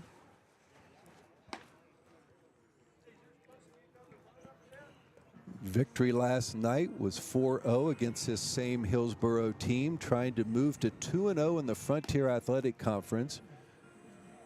Remember last year with Jackson's outstanding season.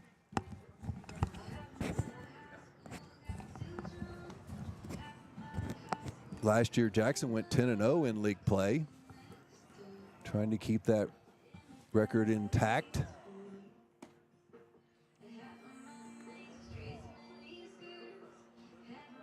Pete keeps nosing down at his phone, checking on our Reds.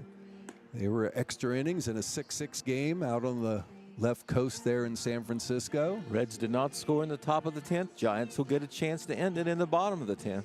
Give us some good news, please. It'd be nice to have a sweep out in Frisco, wouldn't it? Yes, it would. Against a team that was 8-1 coming into that series. Dylan Bender for Hillsboro coming in and trying to get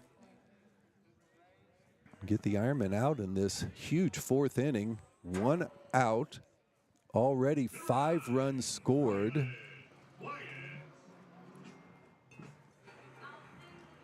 Jensen Green on second base.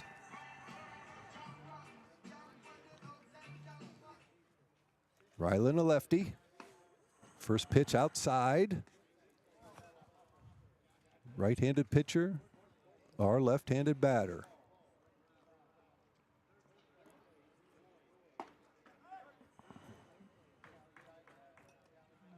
One ball, 2 strikes. Rylan has hit the ball both times, had a fielder's choice in the 2nd. There's one fouled straight above us.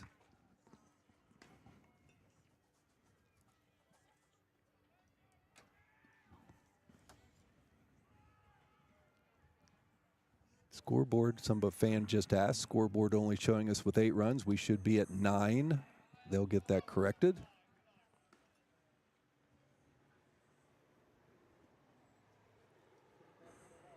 2-2 the count. 1 out still. Runner on second. That pitch is high and inside. Full count. Ironmen already have 4 hits in the inning.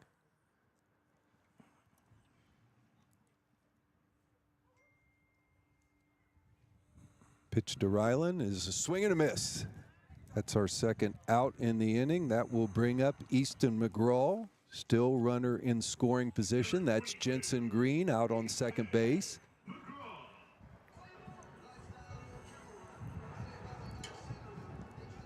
Easton has a ground out and a fly out. Ironmen have officially batted around now in this inning. He will be our 9th hitter. There's a shot down the left field line, but foul. Easton's hit the ball hard both times when there's a ground out and fly out. Base hit here could get run number 10 in for Jackson. There's the attempt for the steal. Jensen Green has it stolen easily, and then the pitch gets away from the third baseman, the throw down, and he scores. And Jensen Green gets the stolen base, comes home on the wild throw down to third base. And now the Ironmen with 10 runs, Pete Wilson. You know what? We would be 3 outs away from another victory. We would be. 1 in the first, 3 in the third, and now a big 6-run inning. Here's a swing and a miss. 1 ball, 1 strike to Easton. First time it seems like in a long time we have no runners on base. Foul tip, and it is caught by the catcher, so that will go down as a strikeout. But the Jackson Ironmen come up huge here in the bottom of the 4th inning. They have 4 hits, 2 walks, but the big number is 6 runs in after, and the scoreboard still, Pete Wilson, is off. You've got the right score too, don't you, at 10? I've got 10. I've got 10. The scoreboard has 9, but we're going to say Jackson 10, Hillsboro 0. We'll be back in just 1 minute. Osborne Equipment Service. Is Ralph there? You sure you've got the right number? Is he there? Well, what's he look like? He's got white hair and spots. Is Ralph your dog? He's a Dalmatian. Why would he be here at Osborne Equipment Service? You always say you have something for everyone. We do, with service for trucks, trailers, buses, and RVs, and we're family owned and operated. Maybe you should look in your backyard for Ralph. I'll just call his cell phone. Your diesel specialist since 1979. Osborne Equipment Service in Jackson, Ohio. Call 800-937-3501. Home, it's your sanctuary. It's pajamas at noon and cookies in the oven. It's fingerprints on the wall and heights measured in a doorway. It's the one place in the world that you know better than anyone else. Vinton County National Bank wants to help you build that messy, wonderful, cherished place where you can live a life you love for years to come. That's our promise. VCNB, here for you now, here for your future. Visit vcnbfamily.bank for our construction special. Member FDIC, Equal Housing Lender.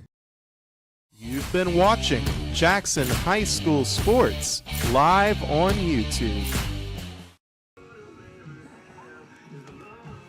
All right, we go to the top half of the 5th inning, and this is the last chance for Hillsboro. They need to score at least 1 run to keep this game going, as Jackson has got the 10-run lead, which equates to a mercy run rule victory if you have 5 innings in, and this is inning number 5. For Hillsboro, it is the top of the order. Jack Cornell bats against Tucker Williams. He's been out there the whole time, thrown 4 shutout innings, and the swing and a miss to Cornelli to start this inning. Swing and a miss, strike 2.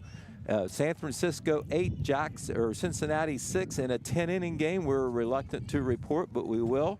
Also, after 4 innings over at Hillsboro, it's the Hillsboro Lady Indians 12, the Jackson Iron Ladies 4. And there's a ground ball at the second baseman green. He's got it over to first, and we're one out. We're now 2 outs away from an early departure in this one as the Ironmen lead 10-0. Pete, we talked about Jackson coming into the contest 3-0, 3 hard-fought wins, but really hadn't got their hitting shoes on yet. Tonight, that changed, as in the last 2 innings, the Ironmen have scored 9 runs, and they've done it with 7 hits. Swing and a miss by Walker Pence. 4 of those hits are doubles. Yeah, the Ironmen definitely broke out of their hitting slump, if you want to call it that. Hate to call it a slump when you've won all 3 games, but they hadn't hit the ball with the authority that they have tonight. They've hit the ball hard tonight. A number of those doubles are gaps into the right and left center field, and there's a shot.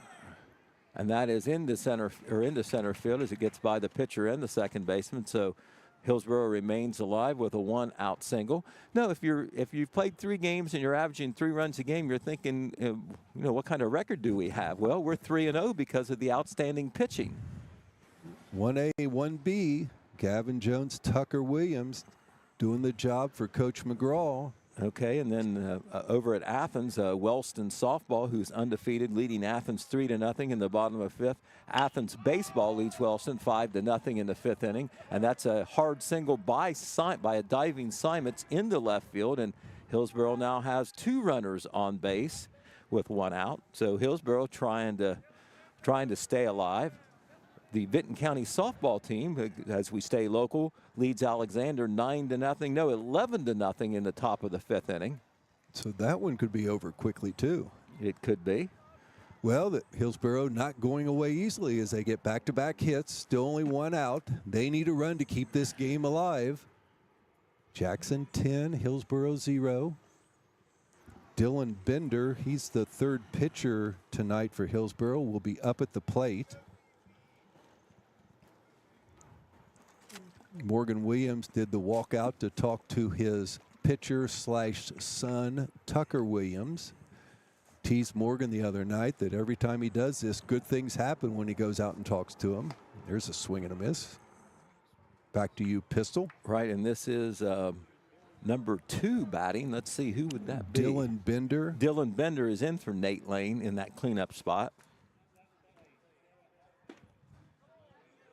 Another swing and a miss. Right, not the scheduled cleanup hitter, but a substitute, so that may make a little bit of a difference.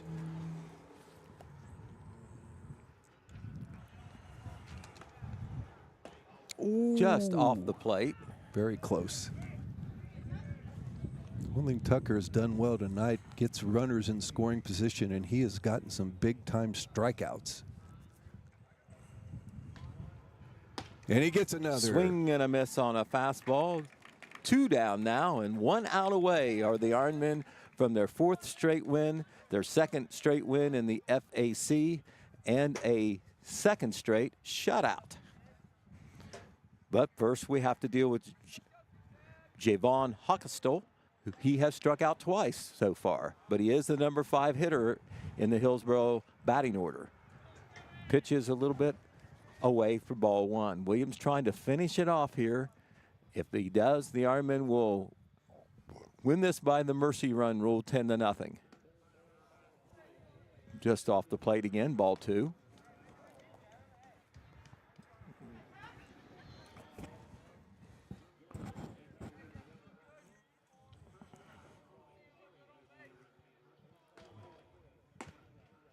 Called strike, took it across the letters, strike 1. It's been consistent all night, but it seems like there's been strikes right across the letters. Maybe they look a little high, but those have been strikes from the start. Ball 3.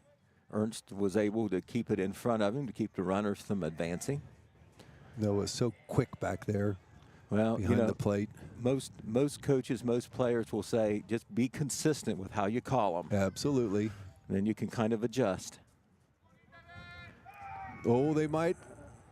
At the pickoff play going, Ryan Simon snuck over behind the runner at second base. I think, though, it wouldn't have counted. I think the batter called timeout. He was stepping out there, and the umpire had his hand up. 3-1 pitch. Swing and a miss, strike two. We're one pitch away now from ending this one.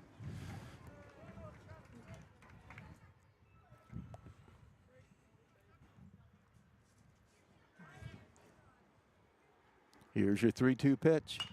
And it's hit out of, I think it's going to be out of play. It is over there to the right side. Big bounce off here on street. We'll do the payoff pitch all over again.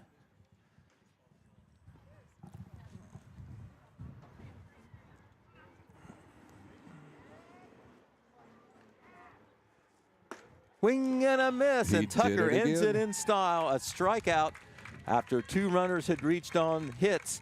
Tucker Williams gets the shutout.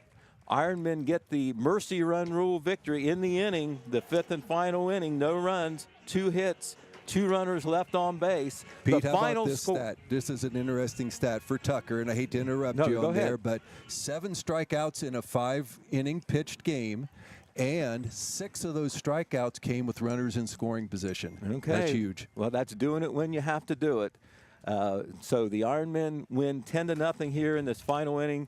No runs, 2 Hillsboro hits, no Jackson errors, 2 runners left on base, and a lot of runners left on base, but nobody got in for Hillsboro, and the Ironmen offense came alive, scoring 3 runs in the 3rd inning and then 6 in the 4th to give them that 10-run lead, which was needed to win by a mercy run rule victory. We will take a break. We will take 4 minutes, and then we will be back to wrap up the game and hopefully talk to either Coach McGraw or Coach Williams. This is Jackson Ironman Baseball that you're watching and listening to on the Total Media Sports YouTube channel. From breaking news to heartwarming stories, the Telegram is your ticket to the latest buzz in town. Read your daily dose of local headlines, sports, and entertainment and more in hand and on paper. Get a print and digital subscription for only $7.95 per month. Delivered fresh every Wednesday and Saturday. Visit thetelegramnews.com or call 740-286-3023 today. Don't just read the news, be a part of it.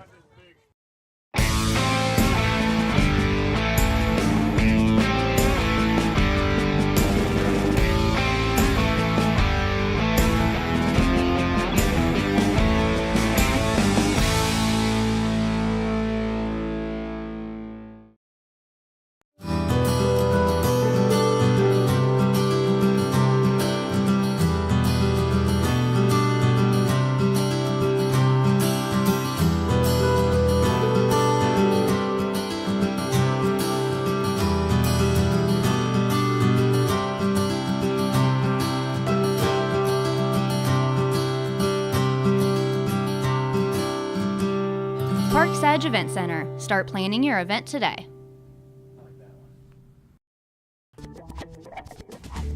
I'm Chad Niddle, your Jackson Edward Jones financial advisor. We're all about financial investments, but we also value the investments of time, patience, and encouragement our young athletes receive from their coaches, teachers, and mentors.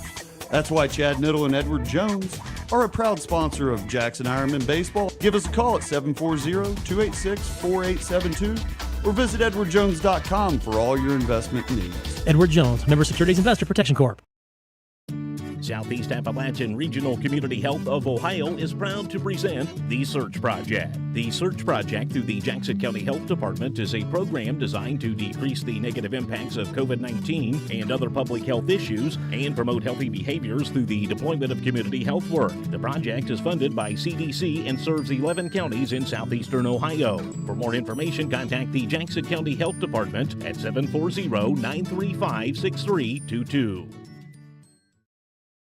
Osborne Equipment Service. Is Ralph there? You sure you've got the right number? Is he there? Well, what's he look like? He's got white hair and spots. Is Ralph your dog? He's a Dalmatian. Why would he be here at Osborne Equipment Service? You always say you have something for everyone. We do, with service for trucks, trailers, buses, and RVs, and we're family owned and operated. Maybe you should look in your backyard for Ralph. I'll just call his cell phone. Your diesel specialist since 1979. Osborne Equipment Service in Jackson, Ohio. Call 800-937-3501. You've been watching Jackson High School Sports live on YouTube. We're back here at Dick Sparky Howler Field where the Ironmen have just wrapped up a 10-0 Mercy Run Rule victory over the visiting Hillsboro Indians. The Ironmen go to 4-0 on the season, 2-0 in the Frontier Athletic Conference. Hillsboro falls to 1-4 and 0-2 respectively. We're now joined by Jackson head coach Josh McGraw. And coach, whenever you win 10-0 in a Mercy Run Rule at home over a conference rival, got to feel pretty good. Yeah, I'll try to. I don't have much of a voice left, but we'll see how this works. Okay, well. Yeah, FAC games are always a big deal. Coming out and getting a win. We had a tough game last night, and, it was tight early. I think we're getting better as we get more at-bats. Taking a week off in between games was tough, but we're getting better, and the guys are finding their rhythm. Right, I tell you what, we almost take it for granted, and we won't. I know you don't either. The pitching and the defense you're getting, but probably the bottom line here, in addition to the shutout complete game by Tucker Williams, was you got your hitting shoes on tonight. Yeah, we came out of it a little bit. We had some good at bats early, but once you seemed like second time through the lineup, the guys were ready to go. Attacking the fastball. We had a lot of balls hard tonight. That was good to see, get them find their rhythm, because we got 2 more ball games this week. And we really need to play. That's the hard thing about springtime in Ohio. Sometimes you want to get a lot of games in, but baseball is something you need to do every day. When you don't see a pitcher for a week, it gets a little tough in the batter's box. But they're finding their way. Tucker was dominant on the mound again tonight. Seems like, I guess it has been 4 years that he's been a starter for us, him and Gavin both. But it's just great to see him have a good outing, not only pitching but hitting as well. Right, and I tell you what, Coach, whenever the FAC schedule is set up, and normally, you play a team 2 straight nights, which means, you're going to have to throw different pitchers. You can't throw number 1 all the time in the conference games. To have your number 1 and 1B pitchers, the way you put it, throw shutouts, that's very encouraging as you go forward. It really is. They're our leaders. You know what they're going to give you night in and night out. Both of them are seniors. Been out there for 4 years. If they get in a little bit of trouble, you don't have to worry about babysitting their mind or anything like that. They find a way out of it. If they give up a run or 2 here and there, they don't stress about it. They just do their job pitch by pitch. All right, and also 10 runs, 10 hits, 1 error tonight. You have Nolan Johnson, Gavin Jones, Tucker Williams, Jensen Green. I had all those kids with 2 RBIs, but I believe you had everybody in the lineup get on base at least once. Yeah, it was a good team win. Just everybody seemed to do a job. Whether we needed a big RBI here, at top of the order, it was key. Ryan, Noah, and Nolan, and Gavin. Gavin found his swing last night, and he's been killing it ever since. That's going to be big out of the 4-hole right there. Those guys are our leaders.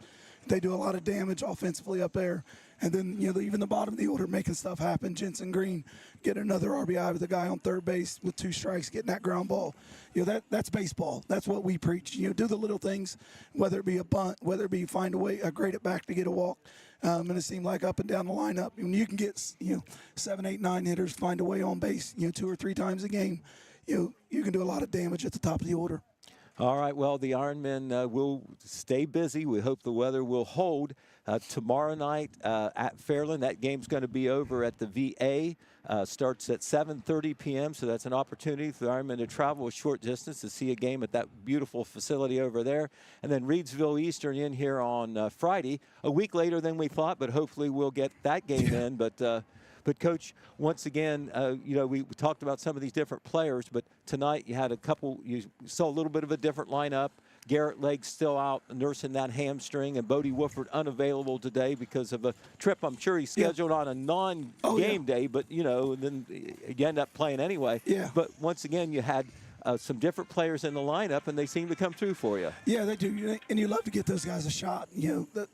We have, 18 good baseball players or more in this program. And it seems like every year you got 18 players on the varsity team. Some of them that I trust, they weren't even here tonight. I sent them to the JV game. Those are great players that could come in anytime I needed them. Bodie had a visit. Hope it went well for him. He's a future D1 quarterback. So he scheduled that on a day we didn't have a game, and he was willing to put it off. But I told him, no, you need to go. That's big. That's important. Football's his future. I'm just glad he plays baseball. He's a great kid to have on the team, good young man. Garrett's still nursing that hamstring a little bit. But yeah, it's a next guy up mentality. We don't stress too much. If a guy's arm's hurting, his leg's hurting, all right, next you get a day off and you do whatever you need. We got a lot of talent in that dugout, and a couple of them got to show it a little bit tonight. It was good to get Eli Ray a start. Had a good big hit right there. Found a way on base a couple times. Scored. That's big out of that 9-hole. You get a 9-hole hitter on base, you're gonna score some runs. You're gonna do some damage. All right, well, Coach, listen, thank you very much. Sorry about my voice. No, that's okay. Hey, you're a gamer just like your guys are. So we thank you for coming. Congratulations on being 4-0. We wish you the best tomorrow night at Fairland, and we'll see you back here Friday against Reidsville Eastern. Thank you, Pete. All right, that was Coach Josh McGraw sizing things up after his team's 10-0 victory. Ironman up 1-0 until the third inning, when we got Dan Morrow behind the microphone doing the play-by-play. That was, I guess I should have given you credit instead of some of the players, Dan, but it all does end up all good for the Ironmen, 10-0. I do think the players had a little more to do with it than I did. I just talked about it, Pete, but boy, it was fun to watch, and you're right. Coach McGraw said it. We hit the ball hard tonight. Top of the third, or the bottom of the third inning. And the fourth inning, we have 4 doubles in those 2 innings. We have 3 more singles. Everybody in the order, top to bottom, got involved, and I'm glad he appreciated that, and we certainly did too. And on a chilly night, Pete, we appreciate a mercy rule, a 10:05 inning game. It was chilly out there tonight. I don't think the players, they hardly notice it, but the old people in the crowds like us, we do. Right. Well, I had my winter coat on. I had to get it back out after this siege of cold weather and rainy weather this past week. But Ironmen, they're certainly cooking. And certainly their depth will be tested the next 2 nights. As, of course, Gavin Jones and Tucker Williams, I'm sure, will not be able to pitch until next week. But I don't think Coach McGraw's worrying about that. Well, short drive tomorrow night over to Chillicothe, the VA field. Be a great venue to watch Jackson get a play. Mainly, most of that game's going to be under the lights over there, so that'll be kind of exciting. And once, as you said, we'll be right back on the air Friday night as Reidsville Eastern Megs will be coming to town, and the Ironmen trying to pick up another win. Right, and a couple of other quick scores to pass along. The Iron Ladies, that game's still going on, but they still trail Hillsboro. That's now 12-6. I'm not sure where that is in that game, but it must be late, I'm sure. You know what? I've seen the Iron Ladies this year. 6 runs is not undoable for them. No, they hit the ball well. Not at all, and the Wellston Lady Rockets are defeated Athens 4-0 in a big softball game in the TVC Ohio. The last thing we heard, the Athens Bulldog baseball team was defeating Coach Chris Graham's Rockets 5-0. That was in the 5th inning. So anyway, we do thank you Dan Morrow for joining us tonight. It certainly makes it much easier when there are 2 of us, and enjoyed every minute of it. It helps when you get to cover a 4-0 team on top of that. Yes, it is, and it is a lot of fun. We've been very gifted here. This is the 4 years in a row of outstanding baseball here for the Jackson Ironmen, and this appears to be a 5th on the right track. Absolutely. Once again, the totals, the Jackson Ironmen, 10 runs, 10 hits, 1 error. The Hillsboro Indians, no runs, 5 hits, 3 errors. The Ironmen do the deed in 5 innings, a mercy run rule victory. We will be back here on Friday when the Ironmen play Reidsville Eastern. That game will start at 5 p.m. Once again, the games are on the Total Media YouTube channel. If you missed the game, as far as viewing it or being here even, you can still see the complete video of that game posted on, once again, the Total Media Sports YouTube channel. So for Dan Morrow, for our video crew, our streaming crew here, who once again did a great job, once again, Jackson 10, Hillsboro nothing. Good evening, everybody. Thanks for watching Jackson High School Sports.